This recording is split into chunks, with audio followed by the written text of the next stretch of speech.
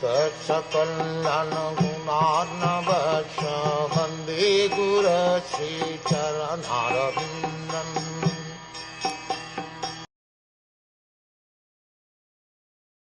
Bhishma said, "Let me now invest my thinking, feeling and willing, which were so long engaged in different subjects and occupational duties, in the all-powerful Lord Sri Krishna.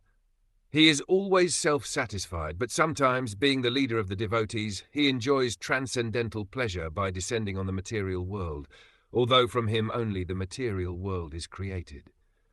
Because Bhishma was a statesman, the head of the Kuru dynasty, a great general and a leader of Kshatriyas, his mind was strewn over so many subjects, and his thinking, feeling and willing were engaged in different matters. Now, in order to achieve pure devotional service, he wanted to invest all powers of thinking, feeling and willing entirely in the Supreme Being, Lord Krishna. He is described herein as the leader of the devotees and all-powerful. Although Lord Krishna is the original personality of Godhead, he himself descends on earth to bestow upon his pure devotees the boon of devotional service.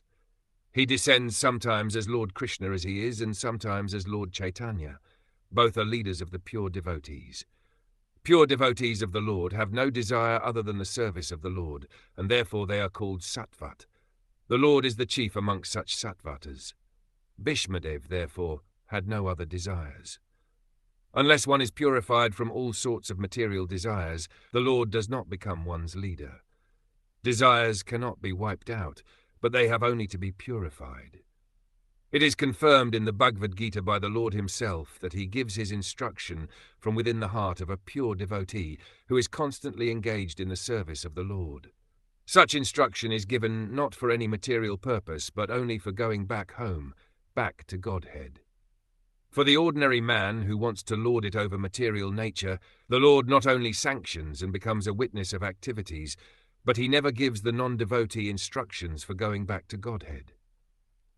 That is the difference in dealings by the Lord with different living beings, both the devotee and the non-devotee. He is leader of all the living beings, as the king of the state rules both the prisoners and the free citizens.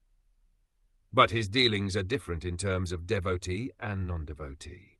Non-devotees never care to take any instruction from the Lord, and therefore the Lord is silent in their case, although he witnesses all their activities and awards them the necessary results, good or bad.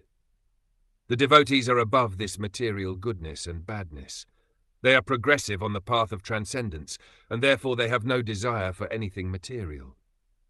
The devotee also knows Sri Krishna as the original Narayan, because Lord Sri Krishna, by his plenary portion, appears as the Karanodakashayi Vishnu, the original source of all material creation.